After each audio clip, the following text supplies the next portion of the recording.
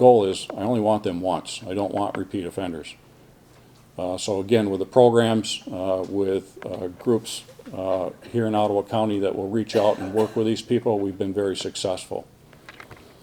Several years ago, I was appointed by Governor Snyder and then recently reappointed by the current governor onto the Mental Health Diversion Council.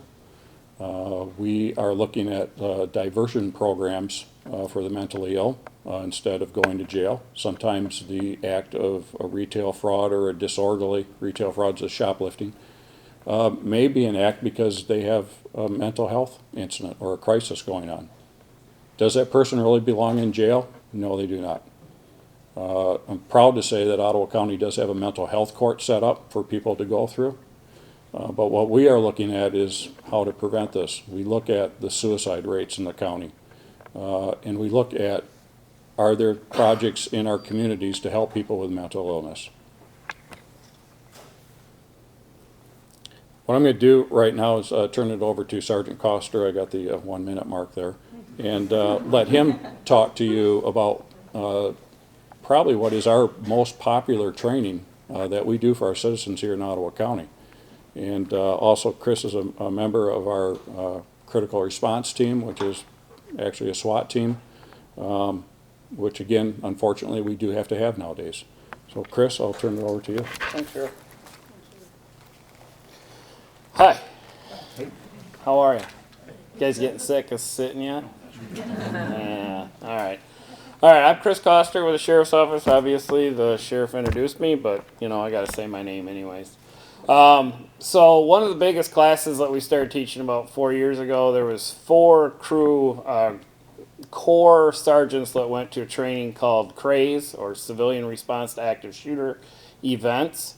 Those sergeants were Brent Convers out of the Holland branch, Derek Christensen, who's now a captain with our agency, Jason Kick, who's the Spring Lake sergeant, and then myself went to that training. When we came back, Derek Christensen and I were both working out of headquarters at the time.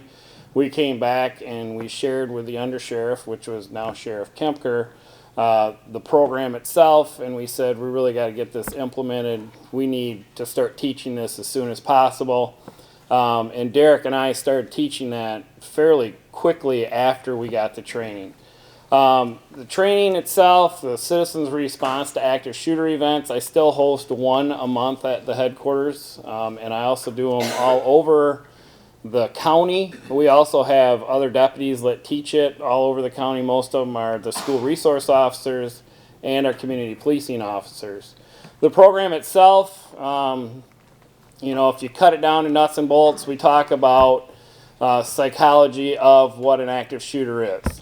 We talk about who survives when disaster strikes. Amanda Ripley wrote a book called The Unthinkable, Who Survives When Disaster Strikes. It's a great book. If you're looking for something to read, it won't put you to sleep, I promise. But it is a good book. She talks about 3 stages of disaster, of surviving through a disaster. And those stages are the denial, the deliberation, and the decisive moment. Because you're here tonight, I believe that you don't deny the fact that an active attack event could happen in West Michigan. Clear enough? You agree with that? Okay. So then we get into the deliberation. And in the deliberation, we talk about where do we base our decisions off from on how we're going to react if we're involved in an active attack event. Well, what are you going to base that off from? You're going to base it off your life experience, and you're going to base it off your training. So that all rolls into the training itself. And then in the decisive moment, we talk about when do you act. And before we talk about the decisive moment, we talk about social proofing, or the diffusion of responsibility. Who's responsible to act and when, and where do we get our clues on how we should react in society?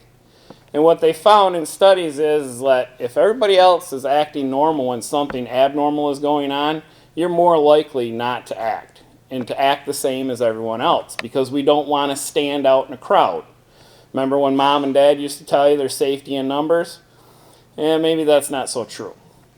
So we talk about the diffusion of responsibility, then we talk about that decisive moment. You've decided that something's going on that you need to do something about. You've gone back to your training, your life experience, and you've decided this is what you're going to do. When do you do it? You do it now.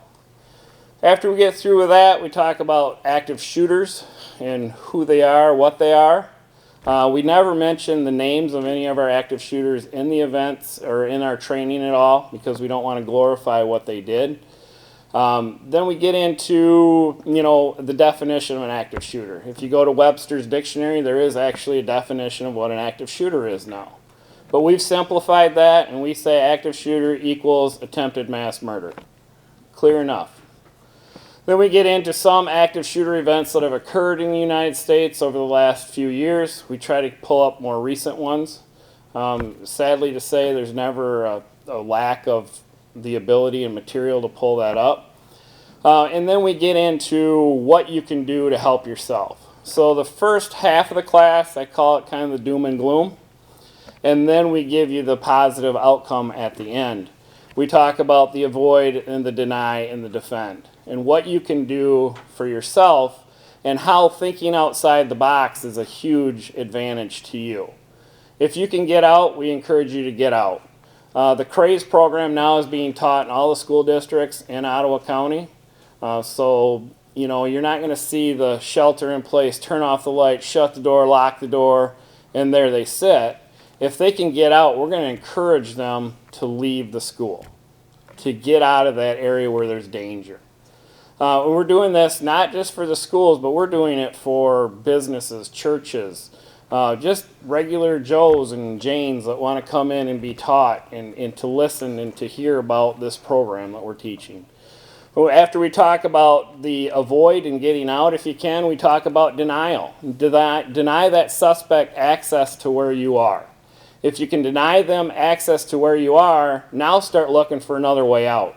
And we talk about, if it's a drywalled room, can you poke a hole through a drywalled room and get into another area? Yeah, you can. But most people don't think about that. We look at windows. Industrial windows aren't easy to break, but they do break. You want to hit them in the corners because that's where they have the most support. You want to hit them with something sturdy.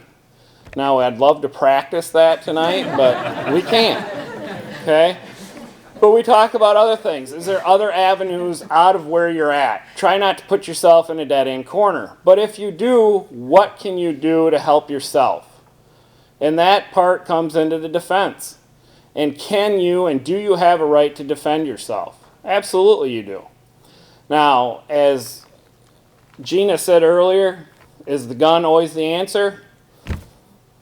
We talk about our CPL holders in this class, and the CPL training itself is very limited in the state of Michigan. They're not required to do much. You sit in a classroom, you shoot a few rounds, now you have your CPL. It doesn't address things like stress shooting. It doesn't address things like post-shooting and what are you going to do after you shot somebody. There's a lot of lacking that comes into that, so we encourage our CPL holders, if you're going to be a CPL holder, you need to seek additional training. Reputable training. Now, we don't give them suggestions on where they should go for that. They got to figure that out themselves. But we give them ideas on how to vet that training that they want to go to. But think about the weapons that are in this room right now, and not the two that the sheriff and I are carrying. But think about what else could be used in this room as a weapon. And empower yourself with that. You have chairs, you have fire extinguishers, you have ink pens, you have canes. You have walkers. I mean, there's all kinds of things. Cameras, right? We have some drink bottles and utensils. We have some computers here. There's things that can be used as a weapon in here. And where do you position yourself in the room if you're going to defend yourself? Do you position yourself as far away from the door as you can? Or do you want to be close to the door but you're still out of sight? So when the suspect or the assailant comes into the room, you can defend yourself.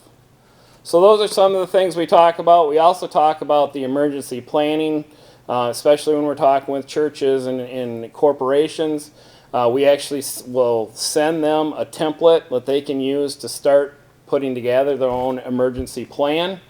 And then we talk a little bit about some of the things that occurred at Virginia Tech with people that thought outside the box. One of the rooms at Virginia Tech that the suspect tried to get into, they laid down on the floor and they used themselves as a human chain laying on the floor with their feet to the door, feet to shoulder all the way across the room to block the suspect from coming in. There was no lock on the door, So the suspect's trying to break in, but he can't. He's shooting into the door, but it's a solid wood door. He can't get through. Nobody in that room was injured because somebody had some forethought beforehand. Same thing with the denial. Think about what you brought in this room that you could shut a door and lock a door with. You all wore clothes tonight, and we're glad about that, right? But think about what you could use those clothes for. If you look at the doors in the back of this room, they have the bars on them at the top. If you wrap your shirt or your pants or your belt or your purse strap or something around that, you're not going to open that door. So a lot of this comes down to forethought and thinking about things. I tell a lot of people that for Christmas last year I bought my kids and my wife door stops. Right? Awful Christmas presents. My kids looked at me like the cheese had slid off the cracker, right? But what it's for is all these kids carry their backpacks with them to every class they go to. And if they get in a room that opens in, they can simply put the doorstop down, and now they bought themselves some time to figure out what next to do. My wife works in a school, so she got a 3-pack, right? So, I look forward to talking with you in small groups and answering any questions that you have. Thank you.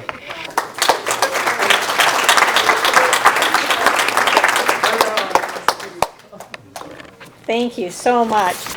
We're going to go into Q&A. Now, one of the things we're not going to do tonight is we're not going to take a break because we have so much and it's already 8 o'clock. So please, if you need to use the bathroom or just stand up and twirl around a couple times and then sit back down because you've been sitting a long time, please do that.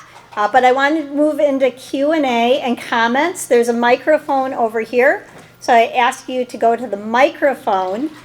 Questions or comments that you'd like to make, but I'd like you to restrict them to 3 minutes. Please